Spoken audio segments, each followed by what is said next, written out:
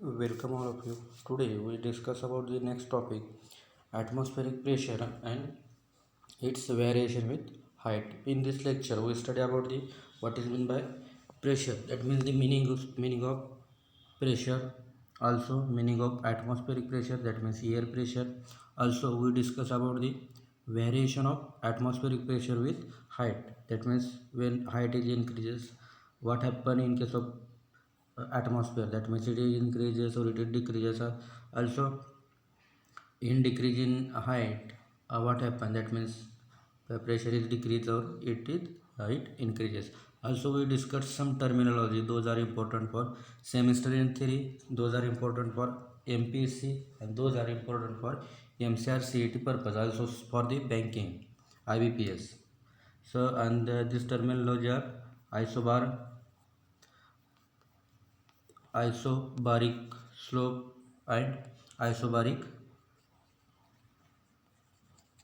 surface. So this terminology we also discuss in this topic. Again we discuss about the diurnal temperature variation, that means daily temperature variation, that means variation in atmospheric pressure at that means during day. So this content we are discuss in this topic. तर या टॉपिकमध्ये आपण आज काय शिकणार आहे, तर pressure म्हणजे काय, ॲटमॉस्फेरिक प्रेशर म्हणजे काय, त्याचबरोबर त्याचं उंचीनुसार, त्याला उंची परत्वे असं मराठीत म्हणतो आपण, की उंची परत्वे वातावरणातील किंवा हवेच्या दाबामध्ये कसा बदल होतो. म्हणजे उंची वाढली तर हवेतील दाब कमी होतो की जास्त होतो, उंची कमी झाली तर हवेतील दाब म्हणजेच ॲटमॉस्फेरिक प्रेशर कमी होतं की जास्त होतं, हे आपण या ठिकाणी पाहणार आहे. त्याचबरोबर त्याच्यामध्ये आपण दिवसाचा दाब म्हणजे हवेचा दाब तो कसा बदलतो, म्हणजे जास्त कधी असतो आणि कमी कधी असतो, हे आपण या ठिकाणी पाहणार आहे. त्याचबरोबर काही टर्मिनॉलॉजी आहेत, त्याच्यामध्ये पहिली टर्मिनॉलॉजी आयसोबार, दुसरी टर्मिनॉलॉजी आयसोबारिक स्लोप, आणि तिसरी टर्मिनॉलॉजी आयसोबारिक सरफेस. तर या तीन टर्मिनॉलॉजी तुम्हाला ॲग्री MPSC बँकिंग म्हणजे IBPSसाठी, त्याचबरोबर MPSCसाठी आणि MCR CETसाठी तुम्हाला महत्त्वाचे आहे. तर याच्यावरती जास्तीत जास्त करून आयसोबारवरती तुम्हाला क्वेश्चन विचारू शकतात. तर सुरुवातीला बघूया आपण. So firstly we discuss about what is mean pressure, also we discuss about the atmospheric pressure, because the definition of atmospheric pressure or meaning of atmospheric pressure, it is depends on the pressure. In previous lecture we study about, in previous lecture the lecture is at different atmospheric weather variable. It included the temperature, rainfall, relative humidity, pressure, also wind speed, radiation, evaporation. These are the different weather parameters. In that weather parameter pressure is also included, and this pressure topic, that means meaning of pressure and some importance of pressure, we discussed in previous lecture.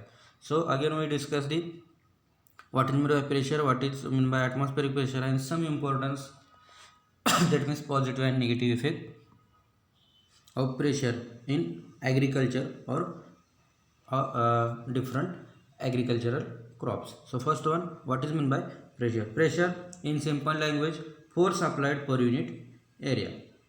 Force applied per unit area, it is known as the pressure. That means suppose this is 1 foot area, 1 foot area. On that 1 foot area you are stand, and that means you stand in 1 foot area. On 1 foot area you applied your total weight. Suppose your weight is 40 kg or 50 kg. This 40 or 50 kg weight is applied on 1 foot area. So this is called at the, that means total weight applied on this 1 foot area, it is known as the pressure. म्हणजेच pressure म्हणजेच काय की लादलेलं बल, त्याला इंग्लिशमध्ये आपण force म्हणतो. आता 7वीमध्ये 8वीमध्ये तुम्ही शिकला असाल की दाब म्हणजे काय, एका ठराविक ठिकाणी लावलेलं बल म्हणजे त्याला आपण दाब असं म्हणतो इयत्ता 7वी. तर दाब म्हणजे काय, तर एका ठराविक ठिकाणी लावलेलं बल म्हणजेच तुम्ही ज्या ठिकाणी उभा आहात, समजा 1 फूट एरिया, एक फूट एरियावरती तुमचं 40 किलो वजन तुम्ही लादलेलं आहे, म्हणजे ते काय झालं तुमचं ते म्हणजेच ते काय झालं तर ते बल झालं. तर अशाच पद्धतीनं त्याला काय म्हणायचं, दाब म्हणायचं, म्हणजेच काय प्रेशर. तर अशाच पद्धतीनं ॲटमॉस्फेरिक प्रेशर म्हणजेच काय, atmospheric pressure. So first one what is mean by atmosphere the different gases those are present around the earth surface or all sides of the earth surface is known as the atmosphere. In another language, in simple language, so what is mean by atmosphere? In simple language, the atmosphere means the air extended above the earth surface in different layer. That means there are, we see in a physical structure of atmosphere there are 4 layer, majorly 4 layer: troposphere, stratosphere, mesosphere, and last one is the thermosphere, that means the ionosphere. Above the thermosphere, exosphere are also present. So in this layer, different air is extended.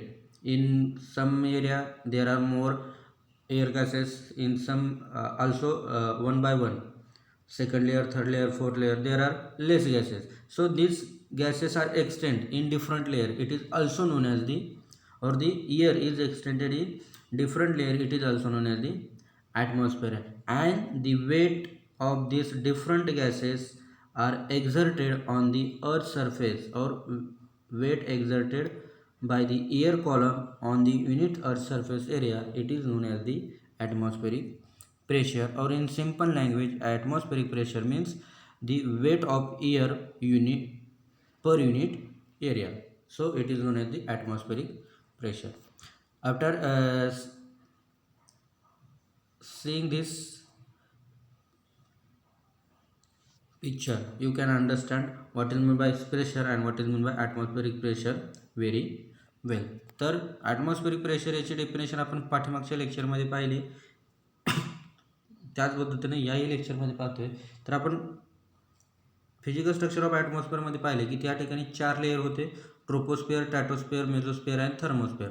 तर ट्रोपोस्फिअरमध्ये जास्त molecule किंवा ट्रोपो, स्ट्रॅटो, मेझो, थर्मोस्फिअरमध्ये जे air molecules होते, तर ते air molecule जे extend झालेले आहेत, पसरलेले आहेत, त्याला काय म्हणतो आपण, तर त्याला ॲटमॉस्फिअर म्हणतो. आणि ह्या एअर मॉलिक्यूल्सना जे वेगवेगळे एअरमध्ये किंवा अर्थ सरफेसच्या भोवताली जे काही वेगवेगळे एअर मॉलिक्यूल्स आहेत, ते एअर मॉलिक्यूल्सनं त्यांचं जे काय वजन आहे, त्यांचं काय ते फोर्स आहे, ते एका ठराविक ठिकाणी लादल्यानंतर त्याला काय म्हटलं जातं, ॲटमॉस्फेरिक प्रेशर. तर ही डेफिनेशन असेल प्रेशरची किंवा ॲटमॉस्फेरिक प्रेशरची.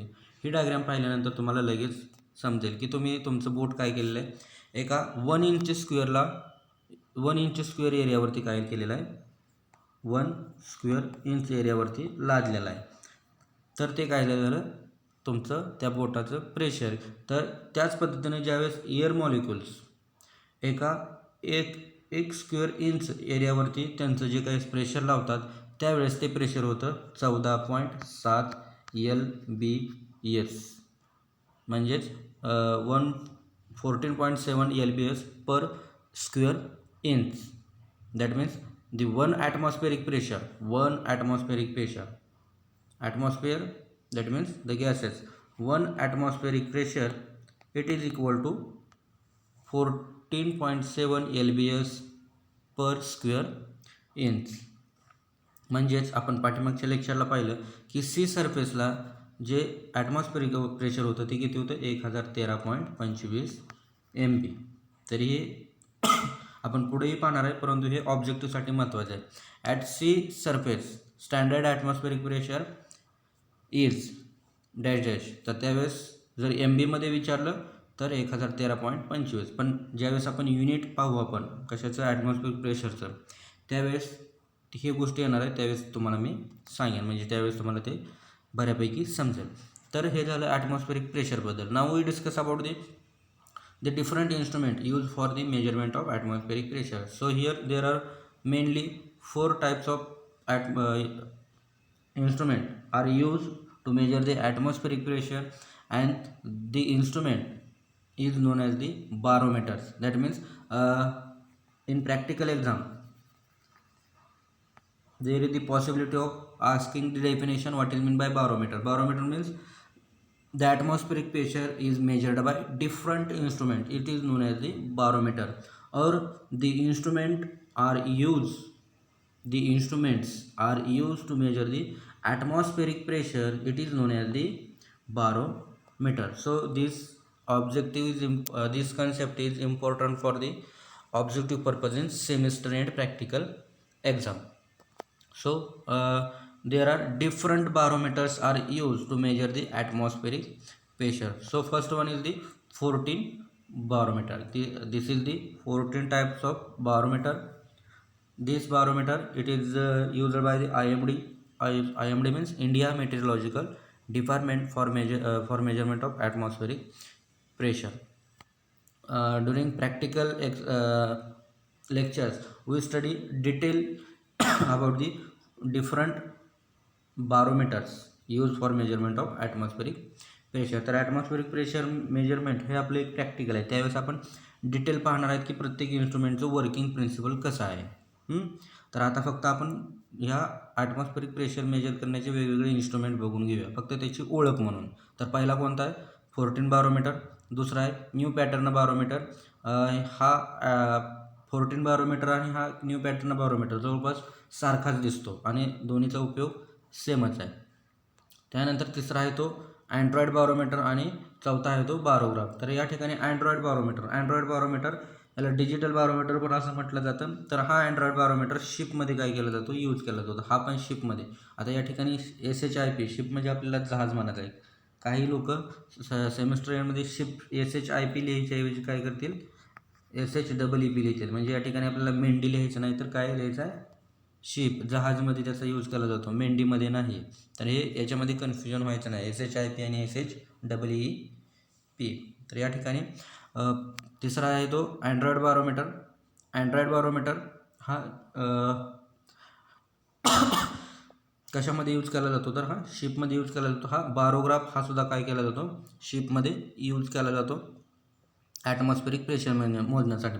तर या ठिकाणी हा बारोग्राफ हा कंटिन्युअस ॲटमॉस्फेरिक प्रेशर काय करतो मेजर करतो. Continuous automatic and continuous. हे पण ॲटोमॅटिकच मेजर करतं परंतु याच्यामध्ये एक महत्त्वाचा शब्द आहे तो म्हणजे continuous automatic and continuous atmospheric pressure is measured by dash असं आल्यानंतर उत्तर लिहायचं आहे ते म्हणजे बारोग्राफ. कंटिन्युअस हा शब्द आला का बारोग्राफ आपल्या डोक्यात आलंच पाहिजे लक्षात आलंच पाहिजे. तर अशा पद्धतीने हे डिफरंट इन्स्ट्रुमेंट आहेत जे की ॲटमॉस्फेरिक प्रेशर मेजर करण्यासाठी यूज केले जातात. आता आपण पाहणार आहोत now we study about the units or different units of measurement of atmospheric pressure.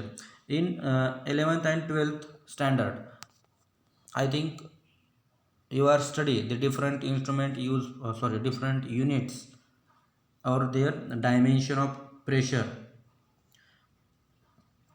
म्हणजेच 12वीमध्ये किंवा 11वीमध्ये तुम्ही प्रेशर मेजर करण्याचे युनिट्स किंवा त्याचं डायमेन्शन तुम्ही शिकला असाल. तर डायमेन्शन काय आहे त्याचं L⁻⁻⁻1 T⁻⁻2 हे त्याचं डायमेन्शन आहे. Now we study about the units different units. So units this atmospheric pressure or pressure it is measured in different unit. So in previous lecture also in this lecture we study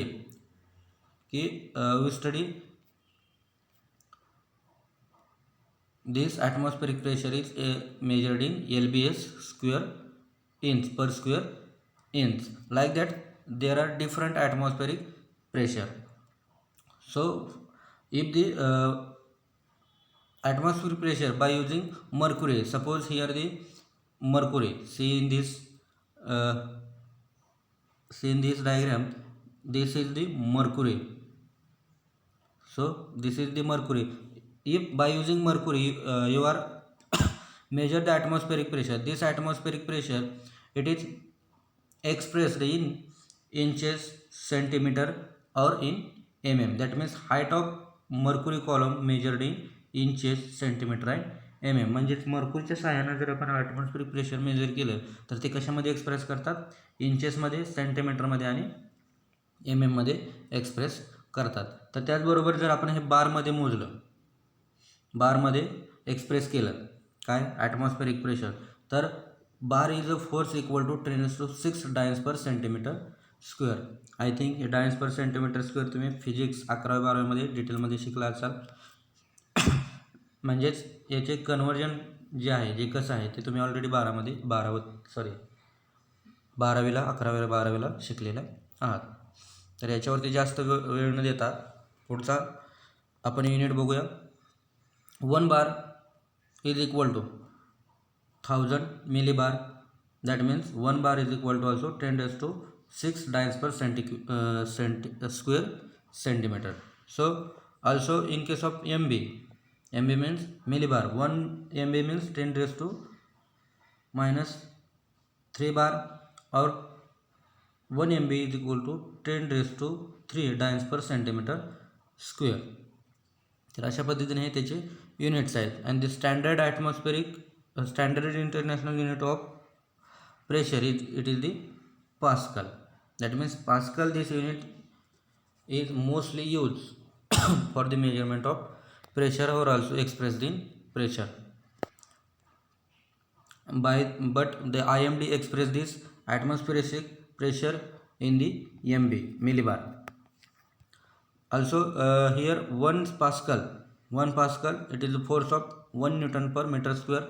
That means 1 Newtons per meter square is equal to 10 dynes per square centimeter. That means the per kg per meter per square second. So these are the different units of measurement of atmospheric pressure. तर या ठिकाणी फक्त unit लक्षात ठेवायचं आहे की कॉल्युम of mercury height, म्हणजे मर्क्युरीच्या सहाय्याने जर प्रेशर मेजर केलं तर ते इंचेस, सेंटीमीटर स्क्वेअर आणि मध्ये एक्सप्रेस करतात. जर बारमध्ये असेल तर बारचं त्याचं conversion dynes per square centimetre, म्हणजे 1 bar is equal to 10⁶ dynes per square centimetre. त्याचबरोबर MBमध्ये असेल 1 MB म्हणजे 10⁻³ बार आणि in case of dynes per square centimetre 10⁻³ dynes per centimetre square. हे त्याचे वेगवेगळे कन्व्हर्जन केलेले युनिट्स आहेत किंवा स्टँडर्ड इंटरनॅशनल युनिट्स, म्हणजे ज्याचा युनिट काय तर प्रेशरचं पास्कल आहे. तर हे तुम्हाला ऑब्जेक्टिव्हला विचारू शकतात. The standard international unit of pressure is dash dash. तर आन्सर काय पास्कल. आणि here 1 pascal is equal to 1 newton, force of 1 newton per square metre. It is also 1 newton per square metre. That means 10 dynes per square centimeter, and it is equal to kg per meter per square second. So like that the different units of pressure. And this atmospheric pressure, it is different in digit. That means different in different units. म्हणजेच या ठिकाणी मला काय सांगायचं आहे की तुम्ही म्हणजेच आपण एका ठिकाणी स्क्वेअर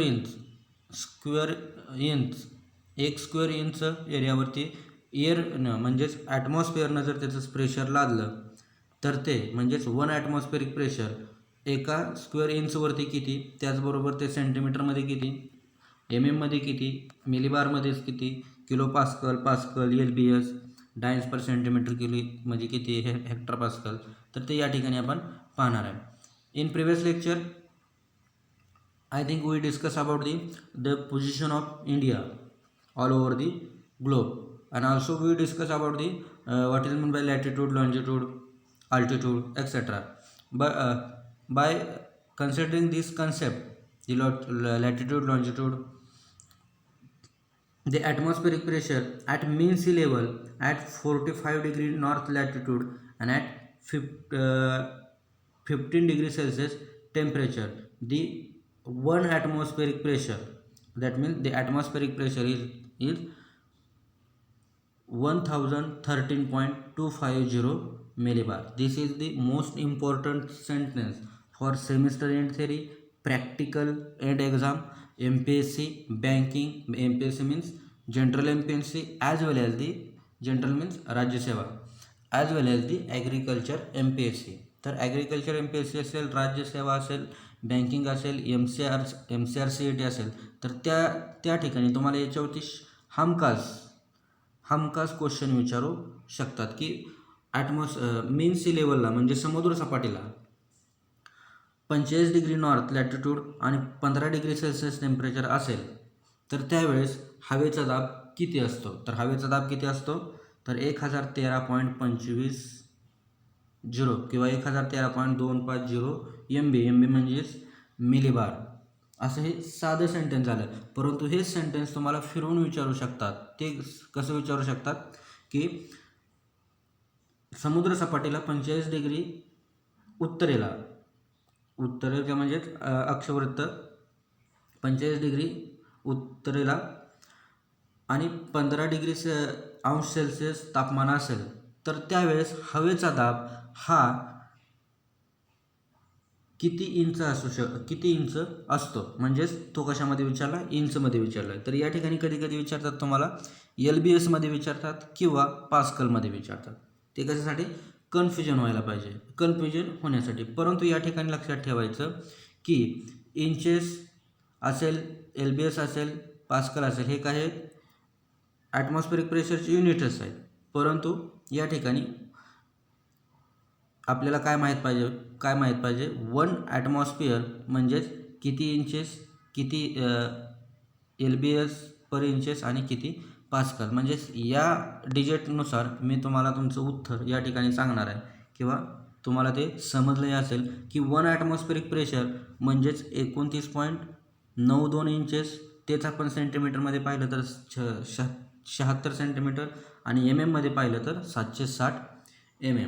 त्याचबरोबर 1 ॲटमॉस्फिअर प्रेशर मिलीबारमध्ये पाहिलं तर 1013.250 MB म्हणजेच मिलीबार आणि तेच आपण किलो पास्कलमध्ये पाहिलं तर 101.325 किलो पास्कल. त्याचबरोबर LBS पर स्क्वेअर इंचमध्ये पाहिलं तर 14.7 LBS पर स्क्वेअर इंच. त्याचबरोबर डायन्स पर सेंटीमीटर स्क्वेअरमध्ये पाहिलं तर 1.014 into 10⁶ dynes per square centimetre. आणि हेक्टापास्कलमध्ये पाहिलं तर 1013.25 हेक्टापास्कल आणि पास्कलमध्ये पाहिलं तर 1,01,325 पास्कल. हे काय होतं? तर 1 ॲटमॉस्फेरिक प्रेशर होतं, परंतु वेगवेगळ्या युनिट्समध्ये, डिफरंट युनिट्समध्ये. याच्यामध्ये गोंधळून जायचं नाही. याच्यावरती हमखास एक तरी क्वेश्चन असतोच. आणि या क्वेश्चनमध्ये तुम्हाला पहिल्यांदा सांगितलं की standard atmospheric pressure is given at mean sea level at 45 degree north latitude and at temperature of 15 degree Celsius. The 1013.250 MB pressure is recorded or observed. This sentence is most important for a different exam included MPSC, banking, that means also MCR, semester and practical as well as the end theory exam. तर अशा पद्धतीने आपण different units पाहिले. याच्यानंतर आता हे या ठिकाणी बघा, हे पण डिफरंट युनिट्स आहेत, आत्ता जे सांगितले तेच आहेत. After that we discuss about the atmospheric pressure variation with their height, that means the vertical variation. In previous lecture we also study about the pressure of air or atmospheric pressure. It is depends on the different content, that means different constituent and these constituent are the different parts are the density of the air or mass of the air, also temperature, composition and force of gravity. That means in this picture, see, that means these are the different layers. Suppose these are troposphere, stratosphere, mesosphere, thermosphere. These are the different layer. In this layer, here see, there are no gases or some gases in little quantity. Again in that means thermosphere there are less gases. Less dense gases, म्हणजे जसं आपण वरून खाली येईल किंवा खालून वर जाईल तसं टेम्परेचर वाढेल किंवा कमी होईल आणि ॲटमॉस्फेरिक प्रेशर काय होईल आपल्याला कमी जास्त दाखवेल. So here there are thermosphere, there is no gases. In mesosphere less dense gases. In stratosphere less gases, and near about 75% gases it is present in the troposphere. That means one thing is clear that here due to the gravity the gaseous molecules are pulled towards the earth surface. म्हणजेच gravity फोर्समुळं काय होतं की वेगवेगळे gases आहेत त्याचं जर वजन वाढलं तर ते काय होतात अर्थ सरफेसकडे मूव्ह होतात. आईन्स्टाईन म्हणतो ग्रॅव्हिटीमुळं काय होतं की या ठिकाणी आपल्याला काय आढळतं की जे काही वेगवेगळे गॅसेस आहेत वेगवेगळ्या थरामध्ये वेगवेगळ्या लेअरमध्ये ते काय होतात तर अर्थ सरफेसकडे मूव्ह होतात. आणि म्हणजेच या ठिकाणी काय होतं कंपोजिशन ऑफ ॲटमॉस्फिअर. या ठिकाणी हे पाहिलं आता हा कंपोजिशन, तर या ठिकाणी कंपोजिशन ऑफ ॲटमॉस्फिअर जास्त कोणत्या एरियामध्ये ट्रोपोस्फिअरमध्ये, म्हणजे जवळपास 11 किलोमीटरच्या आतच की म्हणजे 10 किलोमीटरच्या आतच जास्तीत जास्त जवळपास 75% गॅसेस आहेत. म्हणजे ज्यावेळेस कंपोजिशन ॲटमॉस्फिअरचं वाढेल त्यावेळेस प्रेशर काय होतं वाढत जातं. तर या डायग्रामवरून तुम्ही पाहत असाल आता या ठिकाणी किलो पास्कलमध्ये, म्हणजेच हे जर आपण एम बीमध्ये पाहिलं तर 1013.25 MB ॲट सी लेवलला. तर तेच पुन्हा वरती जसं जाईल तर तसं कमी झाले. या ठिकाणी 31 किलो पास्कल म्हणजे जवळपास साधारणतः 30 MBच्या आसपास. इकडं तर 0 किलो पास्कल आहे त्यामुळं काही विषयच नाही. म्हणजे या ठिकाणी मला काय सांगायचं आहे की ज्या ठिकाणी एअर मॉलिक्यूल जास्त असतील त्याचं कॉम्पोजिशन जास्त असेल त्यावेळेस काय असणार आहे ती ॲटमॉस्फेरिक प्रेशर कसं असणार आहे जास्त असणार आहे. जर कॉम्पोजिशन कमी झालं जसं कॉम्पोजिशन एअरचं कमी होईल तसं प्रेशरसुद्धा काय होणार आहे कमी होणार आहे. आणि ज्या ठिकाणी एअर प्रेशर जास्त असतं त्या ठिकाणी काय असतं टेम्परेचर कमी असतं. म्हणजेच टेम्परेचर कमी असल्यामुळं कॉम्पोजिशन जास्त असल्यामुळं ॲटमॉस्फेरिक प्रेशर काय होतं वाढतं. म्हणजे ज्या ठिकाणी टेम्परेचर कमी त्या ठिकाणी डेन्सिटी और mass of the air is more, and due to the more air masses or density of air the air pressure is increases. So like that the air pressure is depends upon the temperature, composition and force of gravity, that means gravity. Also the density of air is decreases with increasing height, because when we go upward at that time the temperature is increases. म्हणजेच ट्रोपोस्फिअरमधलं temperature 15 degree Celsius as मीन C लेवलला किंवा 20 degree Celsius. तर त्याचबरोबर स्ट्रॅटोस्फिअरमध्ये गेलं तर ozone layer असल्यामुळं काय होतं त्या ठिकाणी टेम्परेचर वाढतं. आणि टेम्परेचर वाढल्यामुळं त्या ठिकाणी काय होतं जे काही एअर्स असतात ते काय होतात एक्सपांड होतात. म्हणजे जे या ठिकाणी एकत्र आलेले ते काय होतात एअर्स पसरतात आणि त्या ठिकाणचं एअर प्रेशर काय होतं कमी होतं. तर अशा पद्धतीनं जसं हाईट वाढेल तसं प्रेशर काय होतं डिक्रीजेस होत जातं. And at mean sea level the air pressure is recorded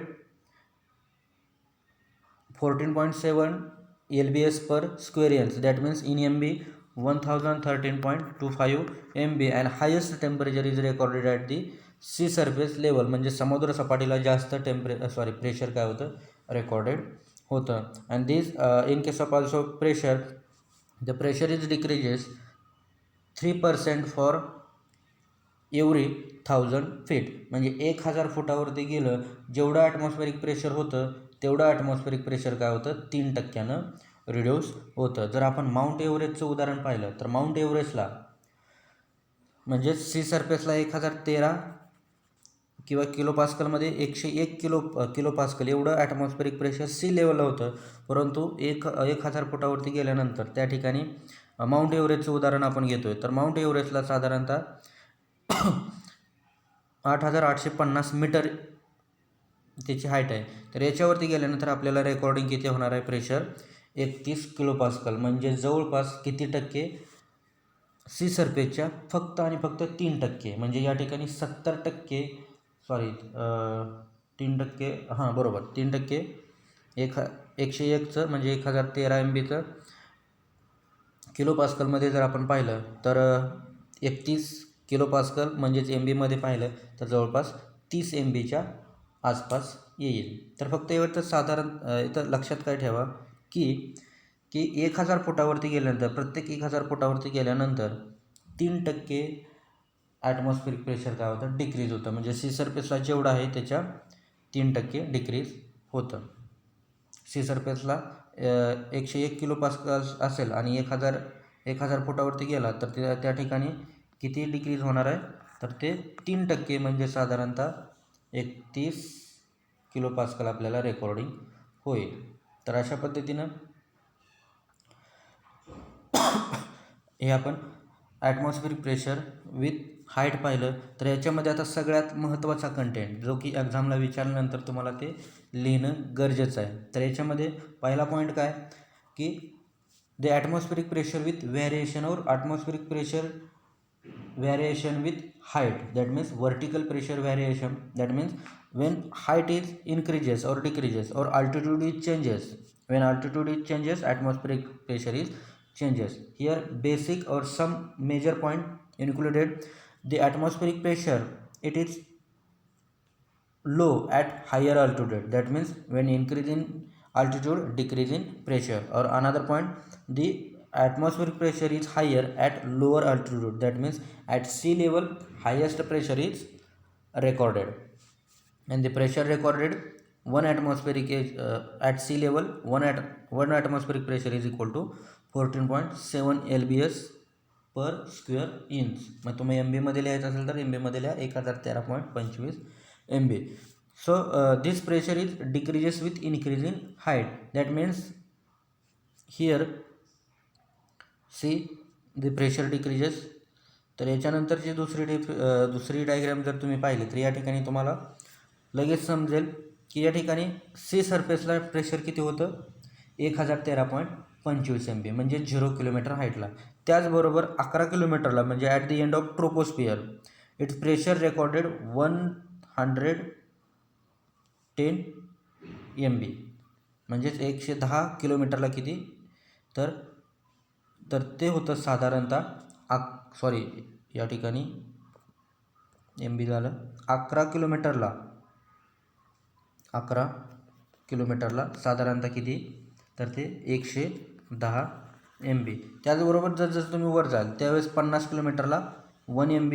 आता या ठिकाणी बघा तुम्ही 50 किलोमीटरला 1 MB आणि 80 किलोमीटरला गेल्यानंतर या ठिकाणी तर तुम्हाला 0.01 MB प्रेशर काय होणार आहे, रेकॉर्ड होणार आहे. म्हणजे जसं वरती जावं तसं प्रेशर कमी होत जातं. म्हणजेच सी सरफेस लेवलला 0 किलोमीटरला साधारणतः 1013.25 MB प्रेशर रेकॉर्ड होतं. तेच प्रेशर 11 किलोमीटरला गेल्यानंतर 110 MB प्रेशर रेकॉर्ड होतं. 50 किलोमीटरला गेल्यानंतर 1 MB रेकॉर्ड होतं आणि 80 किलोमीटरला गेल्यानंतर 0.01 MB रेकॉर्ड होतं. म्हणजे साधारणतः जर विचार केला ॲव्हरेज टेम्परेचर किती डिक्रीज होतं, तर साधारणतः 34 MB पर 300 मीटर हाईट. म्हणजे 300 मीटरवरती गेल्यानंतर 34 MB प्रेशर काय होतं, कमी आपल्याला रेकॉर्डिंग होतं. म्हणजेच फॉर एक्झाम्पलसाठी बघा या ठिकाणी 1013.25 MB रेकॉर्डिंग झालं कुठं, सी सरफेसला. तर इथून फक्त तुम्ही 300 मीटरवरती गेला, 300 मीटर सी सरफेसपासून 300 मीटरवरती गेला तर याच्यातून तुम्हाला साधारणतः 1013मधून 34 MB प्रेशर कमी दाखवेल. म्हणजे किती रेकॉर्डिंग होईल, 1013मधून जर 34 गेलं तर साधारणतः 980च्या आसपास, 980 समथिंग मागं पुढं थोडंफार एवढं प्रेशर तुम्हाला 300 मीटर सी सरफेसपासून 300 मीटरवरती गेल्यानंतर तुम्हाला ते रेकॉर्डिंग होईल. That means here the atmospheric pressure is increases with increase height due to the height of air column or also due to the density of air column, also due to the temperature differences and pressure at sea surface, that means mean sea level, it is recorded at, that means at 0 degrees 0 kilometer height, it is a 1013.25 MB, and it decreases with height, that means increase in height, pressure is decreases, and at 11 kilometer height, the pressure recorded 110 MB. At 15 kilometer height, it is recorded 1 MB, and at 80 kilometer height, it is recorded at 0.01 MB. And in average, the atmospheric pressure is decreases at the rate of 34 millibar per 300 meter heights. So this is about the atmospheric pressure variation. Based upon this image, you can also say that near about 50% of atmospheric gases or air, it is present in at 5.5 kilometre. म्हणजेच या ठिकाणी बघा हा 10 किलोमीटरचा आहे, तर 10 kilometre हा area आहे, तर याच्यामध्ये 50% एरिया किंवा 5.5 किलोमीटर एरियावरती, म्हणजे सी सरफेसपासून 5.5 किलोमीटर एवढा जर आपण हाईट घेतली, तर या हाईटमध्ये जवळपास 50% ॲटमॉस्फेरिक प्रेशर किंवा एअर मॉलिक्युल्स असल्यामुळं ॲटमॉस्फेरिक प्रेशर सी सरफेसवरती कसं आहे जास्त आहे. म्हणजे साध्या आणि सोप्या भाषेमध्ये की ॲटमॉस्फेरिक प्रेशर हे काय होतं, 5.5 किलोमीटरच्या वरती गेल्यानंतर हळूहळू काय होतं, डिक्रीज व्हायला लागतं. जवळपास 50%पेक्षा जास्त एअर मॉलिक्युल्स कशामुळे किती हाईटपर्यंत आहेत, तर 5.5 किलोमीटर हाईटवरपर्यंत आहेत. तर अशा पद्धतीनं हे ॲटमॉस्फेरिक प्रेशर. आणि दुसरी डायग्रॅम जर आपण पाहिली, ही डायग्रॅम, तर या डायग्रॅमवरून आपल्याला काय लक्षात येईल की सी सरफेसला 1013 MB प्रेशर होतं, तर ते 12 किलोमीटरला गेल्यावर 100 MB झालं, परंतु 50 किलोमीटरला गेल्यावर किती झालं, 1 MBच झालं. तर अशा पद्धतीनं हे ॲटमॉस्फेरिक प्रेशर व्हॅरिएशन आहे. म्हणजेच ही डायग्रॅम काय दाखवते की ॲटमॉस्फेरिक व्हॅरिएशन जसजसं हाईट वाढेल तसं ॲटमॉस्फेरिक प्रेशर जसजसं हाईट इन्क्रीज होईल तसं काय होतं, ते डिक्रीज होत जातं. तर अशा पद्धतीने हे atmospheric pressure variation with altitude, that means height, किंवा याला दुसरं नाव काय तर वर्टिकल प्रेशर व्हॅरिएशन, अशा पद्धतीनं आपलं हे atmospheric pressure variation with height आपण पाहिलं. तर आता काही टर्मिनॉलॉजी आहेत त्या आपल्याला जास्त महत्त्वाच्या आहेत. तर टर्मिनॉलॉजी पाहण्याच्या अगोदर आपण काय बघूया, vertical pressure variation in daily, that means diurnal variation in pressure, म्हणजे दिवसाचं तापमान कधी जास्त प्रेशर कधी जास्त असतं आणि कधी कमी असतं. तर दिवसाच्या हवेतील दाबामध्ये जर आपण विचार केला तर साधारणतः जास्तीत जास्त हवेचा दाब म्हणजे ॲटमॉस्फेरिक प्रेशर हे आपल्याला सकाळी आणि संध्याकाळी 10 वाजता काय होतं, जास्त रेकॉर्डिंग होतं. आणि कमीत कमी कधी रेकॉर्डिंग होतं, पहाटे 4 वाजता आणि दुपारी 4 वाजता. तर या ठिकाणी 2 मॅक्झिमा आणि 2 मिनिमम, म्हणजे 2 वेळेस काय होतं, जास्त प्रेशर रेकॉर्डिंग होतं आणि 2 वेळेस मिनिमम प्रेशर रेकॉर्डिंग होतं. तर तुम्हाला खारे वारे मतलई वारे ज्यावेळेस आपण शिकू, म्हणजे लँड ब्रिज, सी ब्रिज, कदाचित तुम्ही भूगोलात म्हणजे भूगोलमध्ये इयत्ता 9वीमध्ये शिकला असाल खारे वारे मतलई वारे, किंवा ज्यांचा 11वी 12वीला ज्यांनी भूगोल ठेवलं होतं त्यांनासुद्धा खारे वारे मतलई वारे, म्हणजेच इंग्लिशमध्ये लँड ब्रिज आणि सी ब्रिज असं म्हटलं जातं.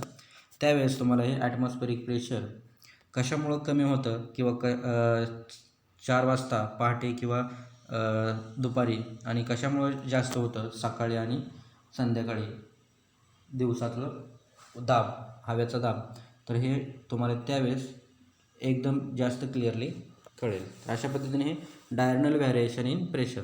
Now we study about the what is mean by isobar. Isobar means here iso means same, here iso means same or equal, and bar means it is the unit of measurement of pressure, that means bar means it is the pressure, that means, and here iso means same or equal, that means the same pressure or equal pressure. जसं आयसोथर्म पाहिलं तसं आयसो बार means line on weather map shows the equal atmospheric pressure, it is known as the isobar, and this definition of this concept is important for all competitive exam as well as the semester and practical end exam. So in simple language, the definition of isobar, the line on weather map joining the place having same atmospheric pressure or equal pressure, it is known as the isobar. तर या ठिकाणी पहा, तर या ठिकाणी तुम्हाला दिसते हा पहा 1014, त्याचबरोबर या ठिकाणी 1016, त्या ठिकाणी बघा या ठिकाणी 1012.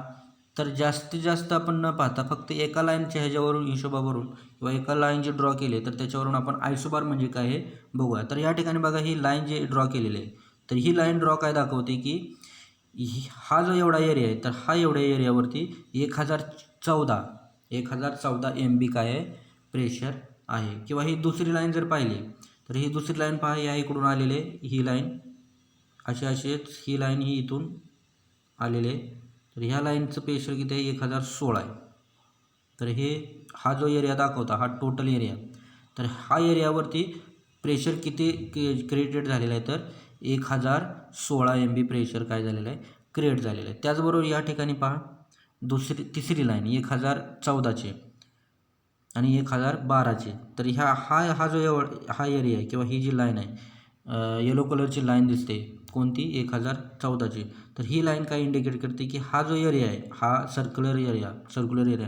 तर या ठिकाणी प्रेशर किती डेव्हलप झालेलं आहे क्रिएट झालेलं आहे 1014. आणि शेवटचे या ठिकाणी बघा 1012 की म्हणजे हा एवढा ठराविक एरिया आहे की त्या ठिकाणी 1012 MB प्रेशर काय झालेलं आहे डेव्हलप केलेलं आहे. म्हणजेच ज्या एरियावरती प्रेशर सेम आहे, ॲटमॉस्फेरिक प्रेशर सेम आहे, तीच प्रेशर सेम करण्यासाठी जी लाईन ड्रॉ केली जाते त्या लाईनला काय म्हटलं जातं isobar. In simple language, the line on weather map joining the places having same atmospheric pressure, it is known as the isobar. And the difference between lines, that means the isobar are drawn at pressure interval 2 MB, 3 MB, 4 MB or 5 MB. म्हणजे 2, 3, 4, 5 MBचा difference ठेवून काय केलेलं आहे line draw केलेली असते. तर या ठिकाणी तुम्हाला लक्षात येईल की ही 1014ची आहे एक, त्यानंतर ही 1016ची, त्यानंतर इथं 1014, या ठिकाणी 1012.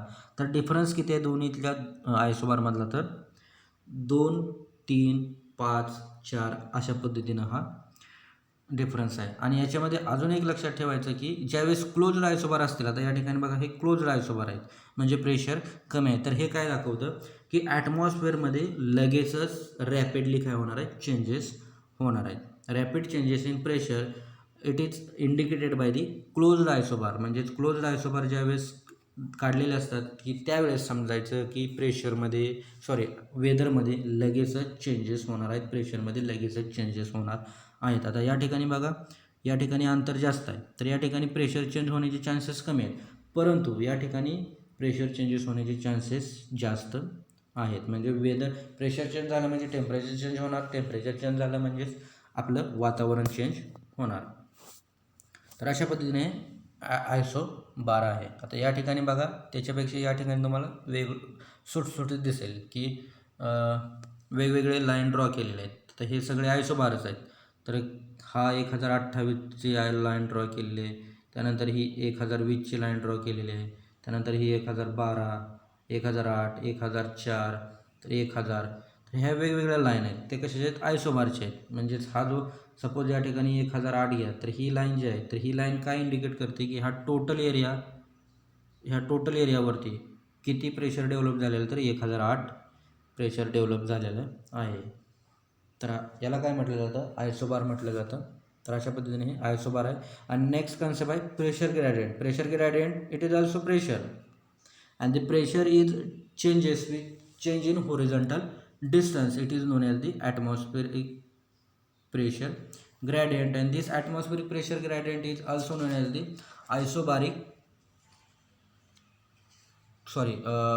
barometric slope, also known as the isobaric slope or barometric slope. म्हणजेच या ठिकाणी मला काय सांगायचं आहे की प्रेशर ग्रेडियंट म्हणजे काय. प्रेशर ग्रेडियंट म्हणजेच काय तर दोन ठिकाणचं आपण उदाहरण घेऊया. या ठिकाणी हा ए प्लेस आहे आणि हा बी प्लेस आहे. सपोज मी या ठिकाणी उभा आहे तर या ठिकाणी मला 1012 MB प्रेशर रेकॉर्डिंग झालं. जसं मी या बी पॉईंटकडे चालत जाईल तसं मला प्रेशर काय होईल कमी किंवा जास्त ते कमी असेल किंवा जास्त असेल रेकॉर्डिंग होईल. म्हणजे साधारणतः ए पॉईंट ते बी पॉईंट 100 किलोमीटर अंतर आहे. तर ए पॉईंटपासून मला 1012 MB प्रेशर रेकॉर्डिंग झालं. तर मी 50 किलोमीटर आल्यानंतर बी पॉईंटपासून 50 किलोमीटर आल्यानंतर मला साधारणतः 1008 MB प्रेशर रेकॉर्डिंग झालं. आणि बी पॉईंटला आल्यानंतर म्हणजे ए पॉईंटपासून 100 किलोमीटरला आल्यानंतर मला 1004 MB प्रेशर काय झालेलं आहे रेकॉर्डिंग झालं आहे. म्हणजे हॉरिझॉन्टली मी चालत गेल्यानंतर मला प्रेशर व्हॅरिएशन आढळलं ए पॉईंटपासून बी पॉईंट म्हणजे साधारणतः 100 किलोमीटरच्या आत. तर याला काय म्हटलं जातं, प्रेशर ग्रेडियंट. तर सायंटिफिकली डेफिनेशन जर पाहिलं तर change in atmospheric pressure per unit horizontal distance in a given direction it is known as the gradient pressure gradient or also known by the isobaric slope or barometric slope. And due to this pressure gradient, that means change in atmospheric pressure horizontally, and the wind is generated or resulted. म्हणजेच pressure gradient change झालं तर या pressure gradient म्हणजे एका प्लेसला वेगळं pressure, दुसऱ्या प्लेसला वेगळं pressure, याच्यामुळं म्हणजेच या ठिकाणी हाय प्रेशर, या ठिकाणी लो प्रेशर. आणि आपण पाहिलं की high pressure to low pressure air molecules काय होतात, मूव्ह होतात. एअर मॉलिक्युल्स मूव्ह होतात म्हणजेच काय होतं तर ते वारं तयार झालेलं असतं, विंड डेव्हलप झालेलं असतं. आपण या ठिकाणी हॉरिझॉन्टल पाहतो आणि horizontal movement of air to the earth surface त्याला आपण काय म्हणतो, वाइंड असं म्हणतो. म्हणजे थोडक्यात काय सांगायचं आहे की मला की ह्या प्रेशर ग्रेडियंट डेव्हलप झाल्यानंतर काय तयार होतं तर वाइंड तयार होते. Wind WIND, not VINE, wind. तर आय थिंक तुम्हाला याची कन्सेप्ट किंवा प्रेशर ग्रेडियंट कन्सेप्ट कळाली असेल. तर थोडक्यात अजून एकदा सांगतो की प्रेशर ग्रेडियंट म्हणजेच काय, the change in horizontal distance change in atmospheric pressure with change in horizontal distance is known as the pressure gradients. म्हणजेच हॉरिझॉन्टली एका प्लेसला वेगळं प्रेशर आणि दुसऱ्या प्लेसला वेगळं प्रेशर ज्यावेळेस रेकॉर्डिंग होतं त्यावेळेस त्याला काय म्हणतो आपण, प्रेशर ग्रेडियंट असं म्हणतो. अशा पद्धतीने हे प्रेशर ग्रेडियंटची कन्सेप्ट आहे. त्यानंतर isobar the surface which indicate the same atmospheric pressure it is known as the isobaric surface. म्हणजेच अर्थ सरफेसवरती सपोज ही लाईन ड्रॉ केलेली आहे. अर्थ सरफेसवरती suppose A point, B point, C point. या ठिकाणी आपण काय पाहिलं की प्रेशर ग्रेडियंटला की ए पॉईंटला वेगळं आणि बी पॉईंटला वेगळं प्रेशर होतं, ए पॉईंटला वेगळं आणि बी पॉईंटला वेगळं प्रेशर होतं. तर त्याच पद्धतीनं मी एका पॉईंटवरून दुसऱ्या पॉईंटला, सपोज ए पॉईंटवरून बी पॉईंटपर्यंत चालत आलो. साधारणतः हे 100 किलोमीटर काय अंतर आहे, हे 100 किलोमीटर अंतर आहे. तर या 100 किलोमीटर अंतरमध्ये ए पॉईंटला पण मला 1000 MB प्रेशर रेकॉर्डिंग झालं. निम्म्यामध्ये आल्यानंतर म्हणजे 50 किलोमीटर आल्यानंतर सुद्धा मला 100 MB प्रेशर रेकॉर्डिंग झालं. आणि बी पॉईंटला आल्यानंतर सुद्धा 1000 MB प्रेशर काय झालेलं आहे, रेकॉर्डिंग झालेलं आहे. म्हणजेच एका लाईनवरती सेम प्रेशर जर दाखवलं तर त्याला काय म्हटलं जातं, आयसोबारिक स्लोप. दॅट म्हणजेच हे काय झालं, आयसोबारिक स्लोप. तर आपण सायंटिफिकली जर डेफिनेशन पाहिली आयसोबारिक स्लोप म्हणजेच काय, तर isobaric slope means the surface in which at every point the atmospheric pressure is recorded same or equal. It is known as the isobaric surface. So the definition of this isobaric surface is important. Or in another way, the isobaric surface means the line indicate the atmospheric pressure is same is known as the isobaric surface. किंवा isobaric surface means the line atmospheric pressure is equal and the surface is known as the isobaric surface. तर तुम्हाला I think he definition आयसोबारिक सरफेसची समजली असेल. तुम्ही ज्यावेळेस notes वाचाल त्यावेळेस तुम्हाला अजून चांगल्या पद्धतीनं समजेल. तर अशा पद्धतीनं आपण आपला ॲटमॉस्फेरिक प्रेशर हा टॉपिक पाहिला. तर याच्यामध्ये एक इक्वेटोरियल लो किंवा ITC झोन, डोल्ड्रम्स, काल्म्स जे आहे एक डेफिनेशन याच्यामध्ये इन्क्लूड आहे. परंतु ती डेफिनेशन मी आत्ता घेत नाही, कारण नेक्स्ट टॉपिकमध्ये ते इक्वेटोरियल बेल्ट म्हणजे काय, equatorial low pressure area, high pressure area, doldrums, calm, ITC zone हे नेक्स्ट टॉपिकमध्ये आपल्याला आहे. त्यामुळे या ठिकाणी मी काही ती घेत नाही. तर अशा पद्धतीने आपला हा टॉपिक संपला. जरी कोणाला काय अडचण आली तर तुम्हाला जसं कम्फर्टेबल वाटेल त्या पद्धतीनं तुम्ही व्हॉट्सॲप मेसेज करा, टेक्स्ट मेसेज करा, ग्रुपवरती मेसेज केला तरी चालेल किंवा कॉन्टॅक्ट केला तरी चालेल. परंतु सगळ्यात महत्त्वाचं काय, आपली कन्सेप्ट क्लिअर झाली पाहिजे. कारण मी हे वारंवार तुम्हाला का सांगतो आहे की कन्सेप्ट क्लिअर झाली पाहिजे, कारण तुम्हाला याच्यापूर्वी सांगितले, पहिल्या लेक्चरमध्ये सांगितलं आहे की आपला जो ॲग्रिकल्चर मेट्रोलॉजी आहे, तर हा ॲग्रिकल्चर मेट्रोलॉजी जर तुम्हाला बऱ्यापैकी समजला तर राज्यसेवा असेल, ॲग्री-MPSC असेल किंवा तुम्ही जर UPSC जरी करायला गेला तर UPSCमध्ये हा सिलेबस तुम्हाला असणारच, 100% असणार. त्यावेळेस मात्र तुम्हाला आपला हा ॲग्रिकल्चर मेट्रोलॉजी आठवणार, पुन्हा पश्चाताप होऊ नये तुम्हाला. म्हणून मी वारंवार सांगतो आहे की तुम्हाला काय अडचण असेल तर कॉल करा, मेसेज करा, तुम्हाला जसं कम्फर्टेबल वाटेल त्या पद्धतीने. परंतु की सरांना कसं विचारू म्हणून मनामध्ये कोणतीही शंका न ठेवता बिनधास्तपणे शंका तुमची विचारायची, म्हणजे कन्सेप्ट क्लिअर करायची. जोपर्यंत तुमची कन्सेप्ट क्लिअर होत नाही तोपर्यंत आपण त्या गोष्टीवरती चर्चा करणार. मग आपल्याला झूम मीटिंग घ्यायची वेळ आली तरी आपण घेऊया. अशा पद्धतीने हे आपलं टॉपिक या ठिकाणी संपला.